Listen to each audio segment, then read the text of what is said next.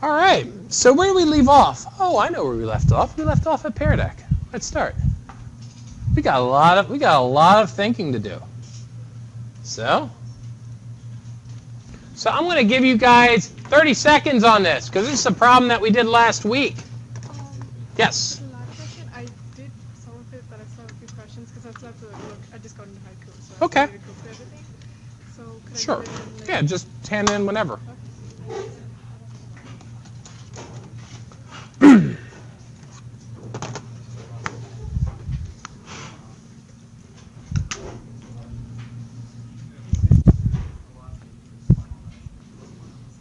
All right, consider the line labeled B in the V versus T plot.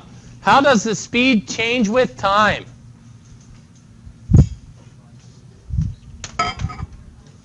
And I need to make, can you stay after school today? Okay.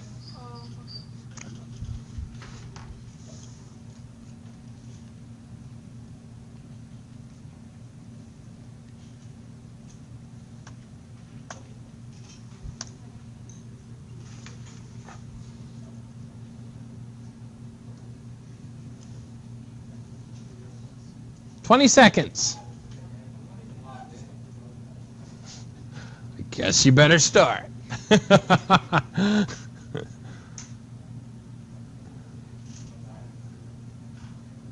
My feeling is that you don't necessarily, if you're logged in by the second question, that's perfectly fine. Time! All right, so what do we got? What happens to the speed? Anyone? Yes. That is correct. The speed will decrease until v equals 0, and then it will increase as the velocity turns more negative. All right. So, man, why not? Let's do this. Rank the magnitude of the accelerations. I'll give you a minute.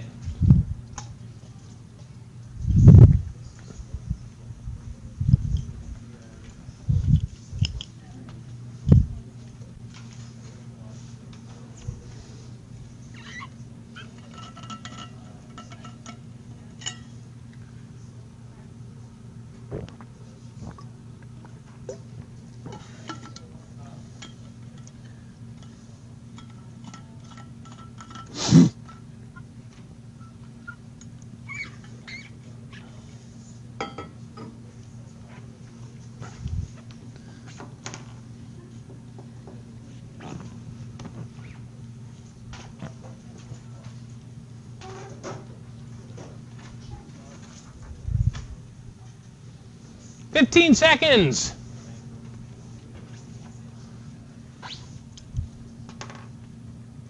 10, 9, Casey, Ariana, Chris, Emily, Powers, nice smiley face, Samantha, 5, 4, 3, who needs more time? Say more time. Theme song, Mr. Khalil. See if you can name the movie. And boom, boom. How's it go? Boom, boom, boom, boom, boom. It's an old one. It's probably Oh, I'm terrible at pop culture references. The Exodus. Oh, good stuff. Yeah. The Exodus is underway. Oh, nice. Is that from here or in general? In general. Nice. I'm up from 21 to 26. Oh, they're coming. They're coming your way. Yeah. Charlton Heston. Is he Charlton Heston? Well, what we have here is the wheat. All right. We have the wheat left. No one got that. So, you guys are the wheat. So, anyhow, so what do you got? How are you going to determine the accelerations? Yes. That's right. And what do you see? A lot of parallel lines. Meaning? That's right. Which lines are parallel? That's right. And the magnitudes of each of those are equal. The only one that's not is, and it's greater than them all. That's right. So there you have it. Now we get to more interesting questions like this. All right, so I don't think anyone can read this. I'll read it to you. It says, a student obtains a graph of an object's velocity versus time, and then draws the graph of the acceleration versus time for the same interval. So that's the graph. That's the v versus t, and this is his drawing of a versus t. You have to rip apart his drawing. In other words, you have to tell him precisely why he doesn't know what he's talking about.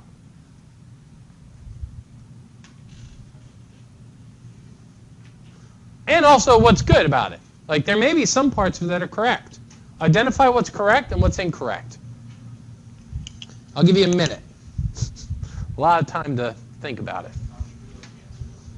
I don't know. Does it? I think it tells you to draw what the right one is. Is that the prompt, to draw the right one?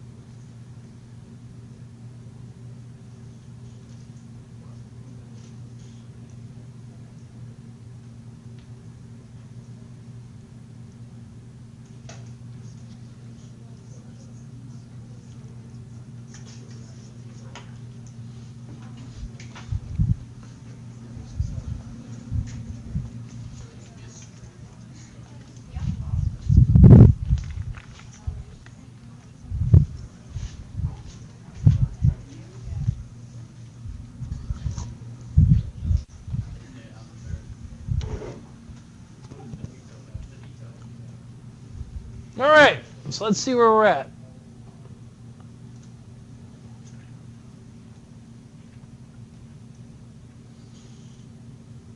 So now here's the question. Is the overall structure of this graph kind of right? And the answer is yes. The overall structure of this graph is kind of right.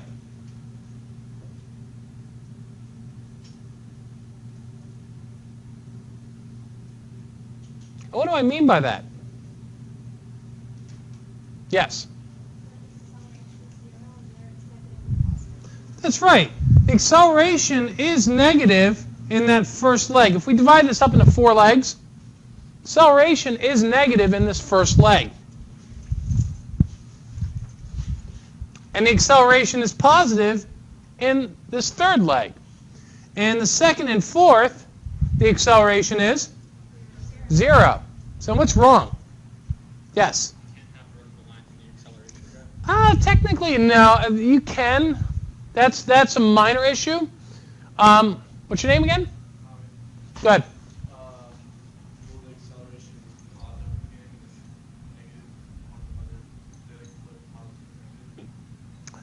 The acceleration should be positive here. In other words, this is a positive acceleration. Slope is greater than 0.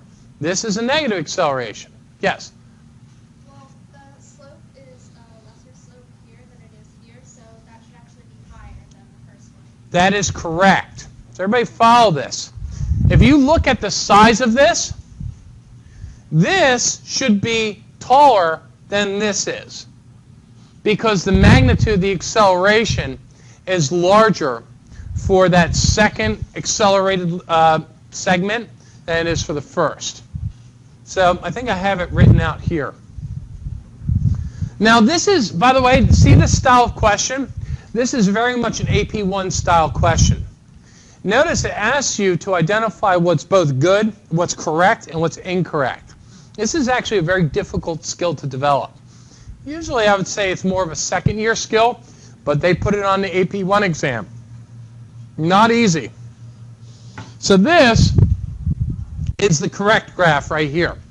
Notice it's shallower here and much more elevated here in terms of magnitudes.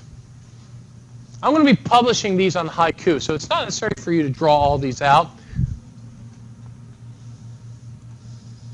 All right. An object moves along the x-axis with a constant acceleration. The initial position, x0, is positive. The initial velocity is negative. And the acceleration is positive. Which is the correct v versus t graph? 1 minute.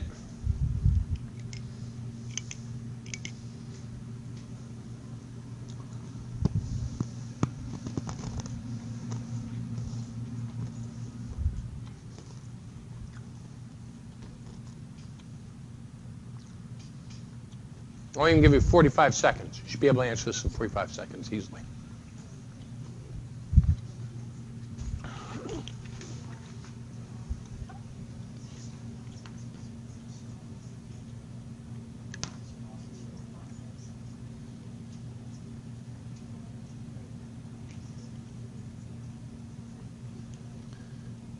"15 seconds.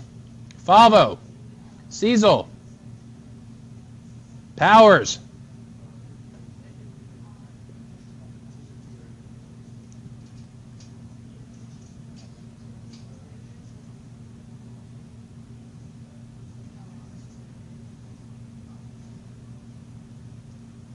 Five, 4, 3, 2, time. Lock the responses. Show the responses. All right, so we've got basically an even split between B and D. So let's actually go and see each of the reasonings. So who here picked D? Okay, who here wants to justify their choice for D? Go ahead. I think he's totally wrong, but I just because the initial position of x is positive, and since velocity is negative, would that mean that this should also be negative? For which graph? Would that be a position versus time graph? Correct. What type of graph is this? A velocity versus time graph. Very good. So, it's a velocity versus time graph. So, right off the bat, what's going to be extraneous information here? Yes? That's right. The initial position is actually extraneous information. It doesn't help you at all. So now let's actually go and reflect on this. What we have is that the initial velocity is negative, which means on a velocity time graph, it means it starts where? Below the axis. And the acceleration is positive, which means what? The slope is positive. So therefore, which one starts with a below the axis and has a positive slope? B. So you can see that these questions flesh out all the conceptual errors that will happen. This is a position versus time graph. So the position versus time graph of the motion of a particle. Of the 4 points P, Q, R, and S, the velocity is greatest at what point?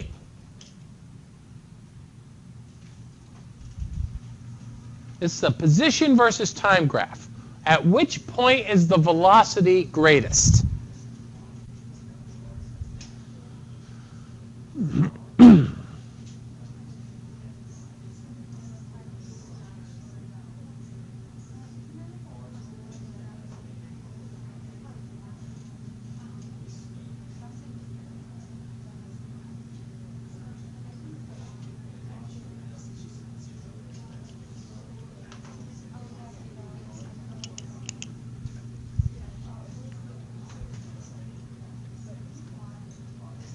Ten seconds.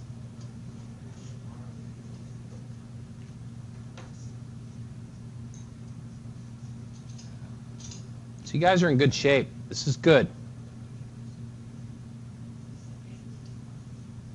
So Emily, all right. So we've got, I'll lock it. I'll show the responses. Yet again, 50-50, or close to 50-50. So let's actually flesh out who's right and who's wrong. So who wants to volunteer their answers? Yes. I said B because it's the average velocity is equal to slope. The what's The average velocity is equal to the initial velocity. Instantaneous. The instantaneous velocity is the slope at p, okay? And that's the greatest slope, and r would be a negative slope. Boom. So those who said C, what quantity were they thinking? The magnitude, which is the speed. So R has the greatest speed, but P has the greatest velocity, where greatest means most positive. Because at point R, it has a negative velocity.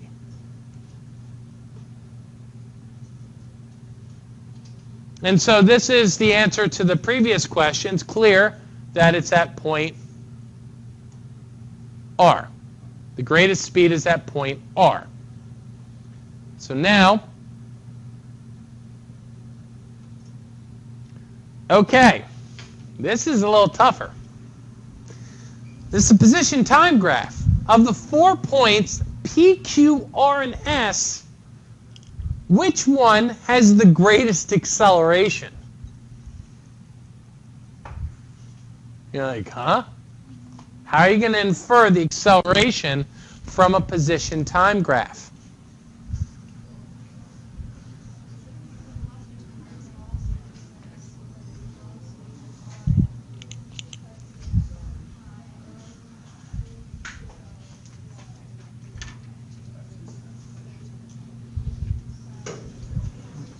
I'll give you guys a minute and a half on this, because this requires some thought.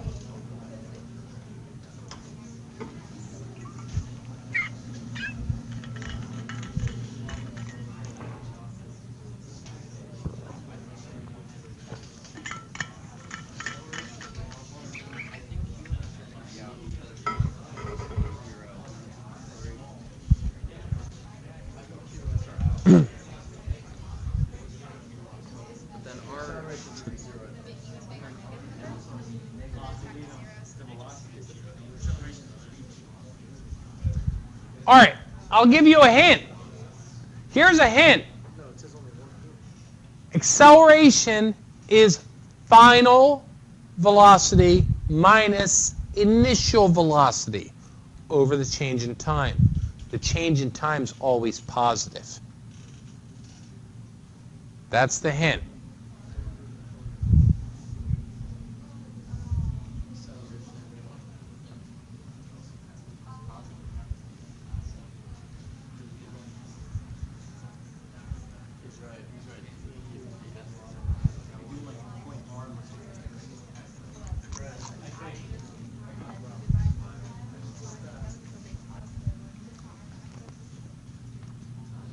All right.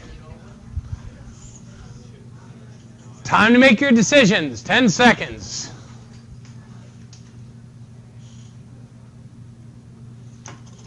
You guys are good. You guys are real good. Okay. Maybe. Actually, some of you guys are good. 5, 4, 3, 2, time. Lock those responses. Show you the distribution. All right. So, a lot of people think it's point A, meaning that's point P. And I'll tell you, this is not an easy question. In order to answer it, what we have to do is we have to look locally around each of these points. What do I mean? What I mean is this. I'm going to draw this graph. And I'll use chalk, God forbid. No, I won't use chalk. Yes, I will. Get over here. All right. So, position, time. What does this look like? This looks like this. All right. That looks roughly about right, right? So I take P, and I take Q. Okay? And right before P, what does the instantaneous velocity look like? Right before P. Looks like the tangent of this, right? So this is VI. Right after P, it's basically the same thing. So this is VF. The slope of those is VI and VF. So what's that change going to be, roughly? 0. In other words, the acceleration around P is roughly 0. Now let's take a look at R. What do you think it'll be around R? Yes. Correct. It'll also be around 0 at R. This is R. The tangent at a point right before R is going to be that line, and right after R is going to be this line. So the accelerations are going to be the change in the slope of those tangent lines. I think that's kind of crazy, right? So now let's take a look at the two inflection points. So the one inflection point is Q, and the other one is P. So I'll take, let's say, this point. The tangent line looks like this, and that is a positive or a negative slope? Positive. So VI is then greater than 0. That was terrible. And VF was less than 0. So therefore, the change in V is going to be what? Is going to be negative. Because the final velocity is negative, so negative minus initial, the initial is negative, negative minus negative is negative. Excuse me, negative minus positive is negative. So delta V at point Q is less than 0. Now let's take a look at point S. At point S, you look at a point right before it, and where's the slope directed? Down, which is? Here's VI. You look at a point to the right, and the slope is directed up. There's VF. So we have VF is greater than 0. VI is less than 0. So therefore, delta V at point S is going to be a number greater than 0 minus a number less than 0. So that's going to be a number greater than 0. So therefore, the answer based on this reasoning is point S. Now here's a question. Which one has a larger magnitude? Point S or point Q? Yes. Correct. Point S has a greater magnitude, which tells you that if you want to know the acceleration on a position time graph, you look at something called the concavity. How concave something is. And as you can see, which one is more concave? S or Q? In other words, which one has a tighter turn? S or Q? S. So the magnitude of the acceleration is greater than S, and the direction of the acceleration is positive. Obvious or not obvious? That's not obvious. Come on now. Come on, guys. Oh, this is obvious. Give yourselves credit. All right. Now we get to the really good questions. Because that was a really good question. And this is probably just as good. This is the velocity versus time graph. Which of the following descriptions of the motion is the most accurate?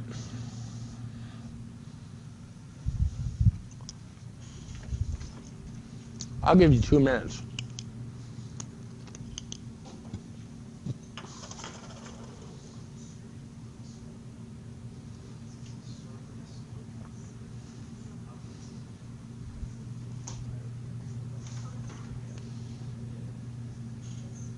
Well, I'll give you a minute. You might be able to reason this in a minute.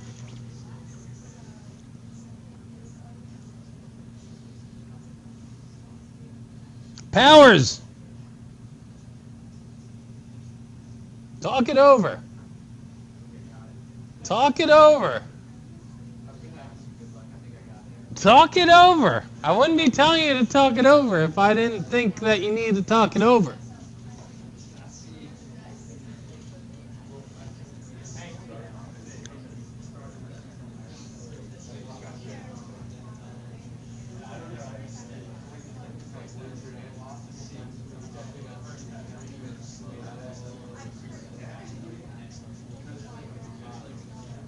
Ah!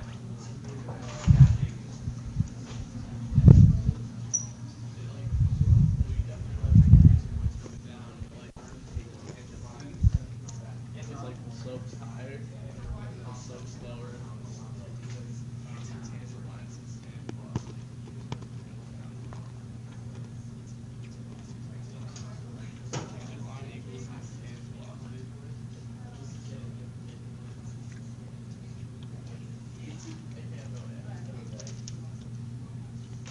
All right. Another 10 seconds. Who is calling me? This is my joke phone. All right.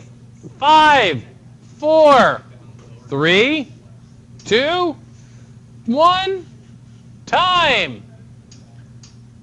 All right. You guys are in good shape. You're in really good shape. It shows you that you're really getting this. Who wants to explain it? Go ahead, Kramer. So, this is the next look at velocity over time. Since the initial point is a higher x value than y value than the final point, is slowing down. So that was A or B. And then I just kind of broke up the graph into two halves. Like the first half has a greater slope than the second half, where it starts leveling out, so then it's at increasing rates. Okay? Correct. Preserve that brain of yours, though. He's leaning back on his chair. And very easily, the back of our heads are very soft. The type of impulse that would be required to give him a concussion wouldn't be much. So, he's completely correct, though. If you look, the velocity is going to 0, which means the speed's decreasing. Okay? Or it's slowing down. And if you look at the slope, it's becoming more and more shallow, which means the acceleration is approaching 0. So,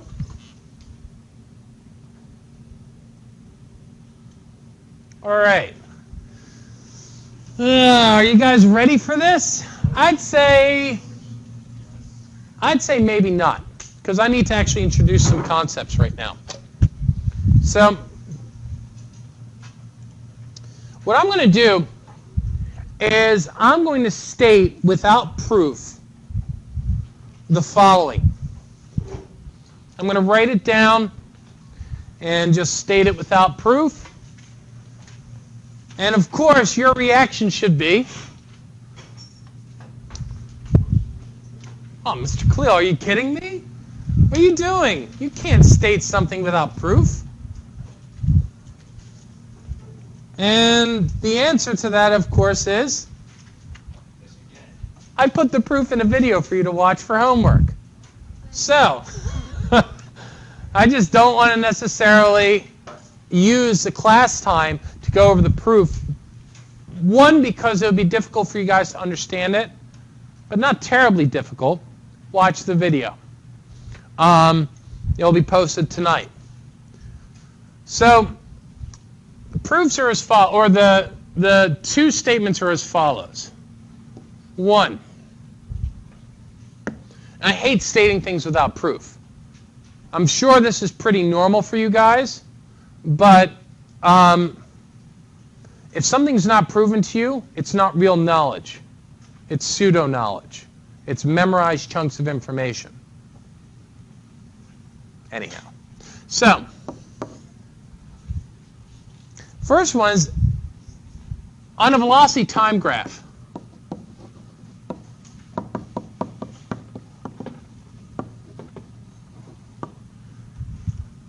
The area between the curve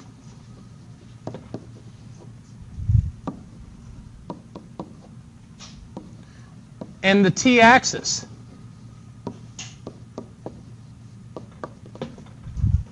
is a positive displacement.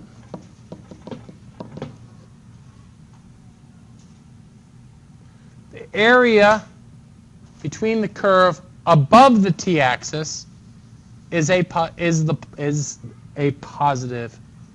above the t-axis is a positive displacement.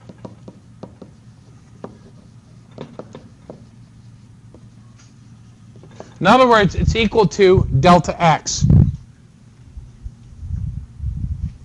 And therefore, below the t-axis would represent a? Correct. The area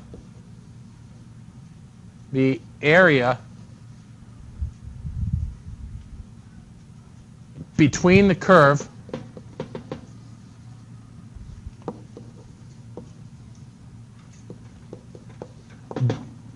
below the t-axis is a negative displacement.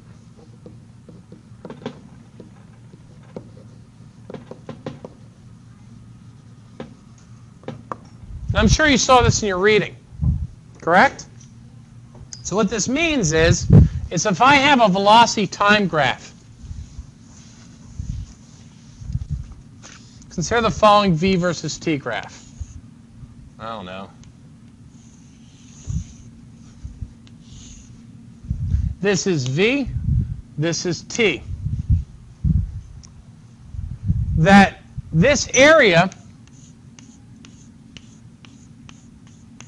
say this is t equals 0, this is t equals 1, and this is t equals 2. This area in the shaded region is equal to x of 1 minus x of 0. This area is equal to x of 2 minus x of 1. In the top case, right, in the case of this area, this difference is going to be what? Greater than or equal to, yes, 0. In this case, this is going to be less than or equal to 0.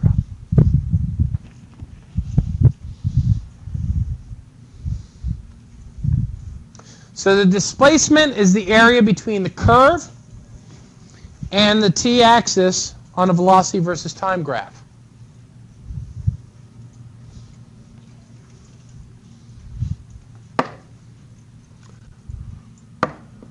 So watch this, and you'll see. So how did I write that? That was, okay. The area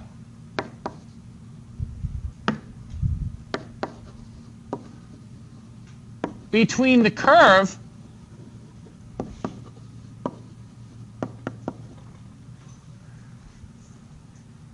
or you could say between the curve A of t above the t-axis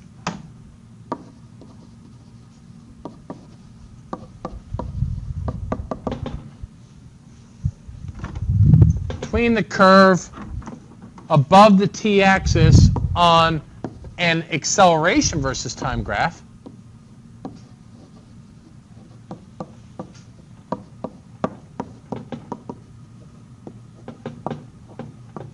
represents what? Anyone? A positive change in velocity.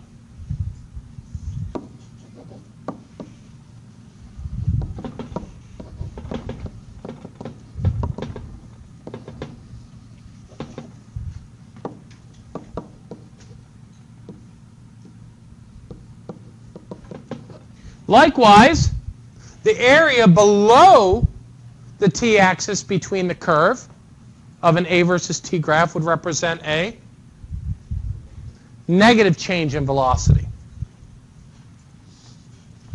And what you'll see in the proof tonight is that all these are consequences of the fact that the delta of anything is a telescoping sum. So, any questions on this? Seriously, any questions?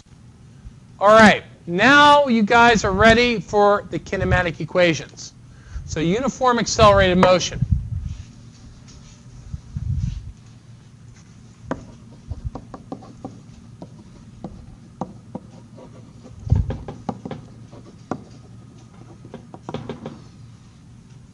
You have two kinematic equations that are the result of uniform accelerated motion. What does uniform accelerated motion mean? Anyone? Uniform accelerated motion means A is constant. So your kinematic equations.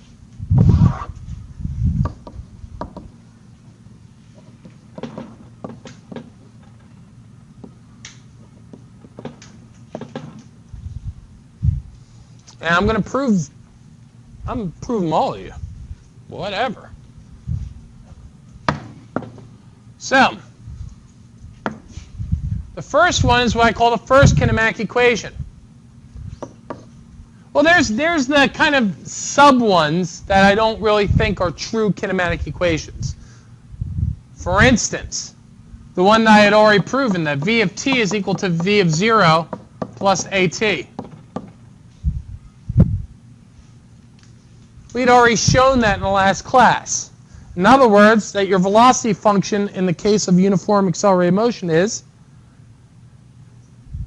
what is it? It's a linear function of time.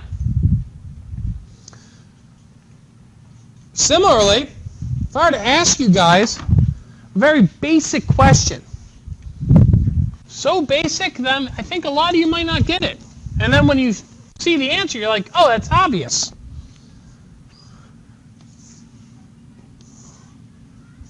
If I have linear accelerated motion, what does that look like on a v versus t graph for positive acceleration? It looks like a line, right? Where do you want to start, above the t-axis or below? I don't care. Pick one. Start above. It's a false choice. So call this point vi, and then call this point vf. And so now the question is, so here, boom, boom. Here's a question. What's the average velocity? Talk to each other. Spend a minute.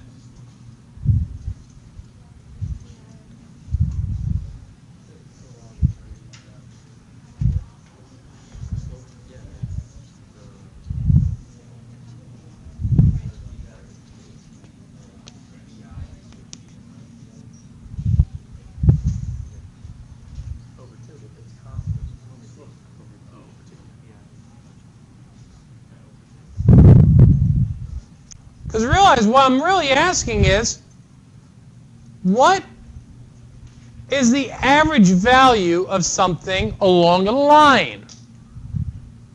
What is the average value of something along a line?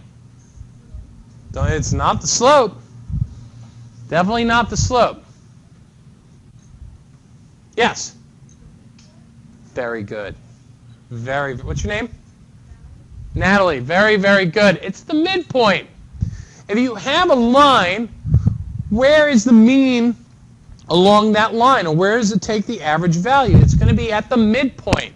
So in other words, v bar, in the case of accelerated motion, is equal to what? What is the midpoint between vi and vf? Vf plus vi.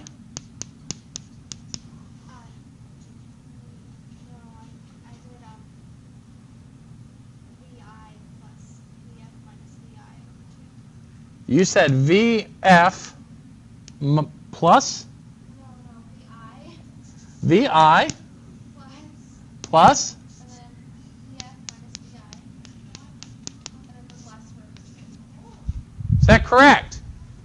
And the answer is yes. But that's also equal to vf plus vi over 2. Those two are equivalent. To show that, what do? I write this as vi, 2vi over 2. Right? And I add all those other things.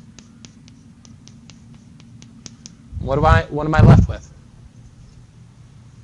2vi minus vi is simply just vi. So it's just vi plus vf over 2. Strong memory. So I think that was an equation that you were given at some point. So the average velocity is the midpoint between 2 points in time. So what would that look like in functional notation? That would look like v bar is equal to v of t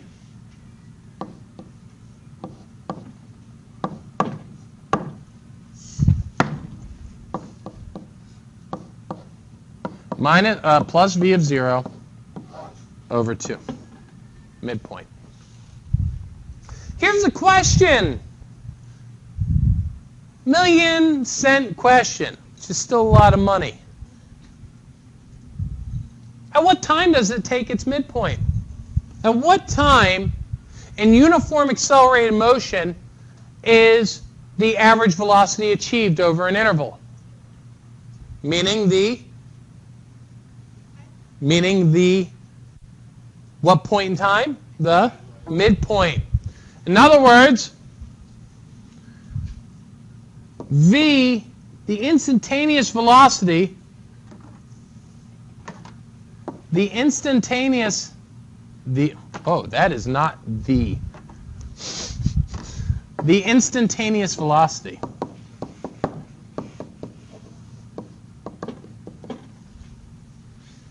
at the midpoint in time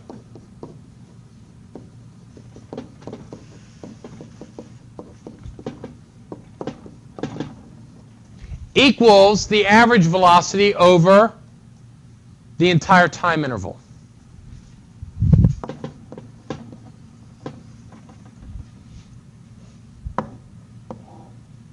Equals the average velocity over the entire time interval.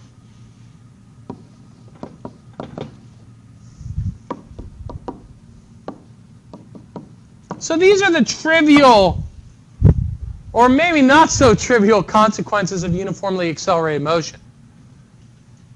The kinematic equations, which are the really non-trivial ones, are as follows. These are important, there's no doubt. They're important, we're going to use them.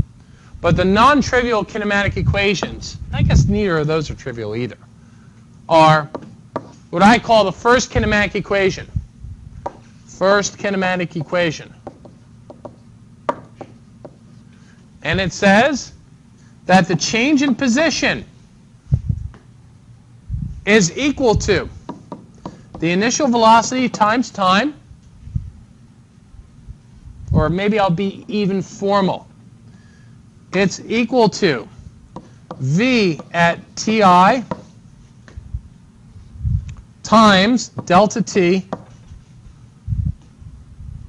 plus 1/2 a times delta t squared.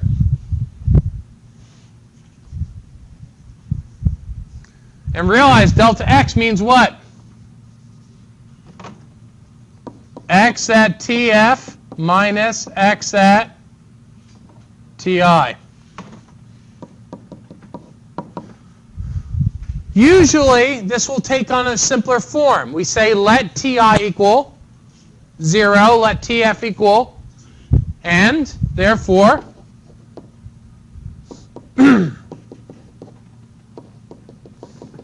what would this look like? You would have x of t minus x of equals, what's v of ti? V of, yes?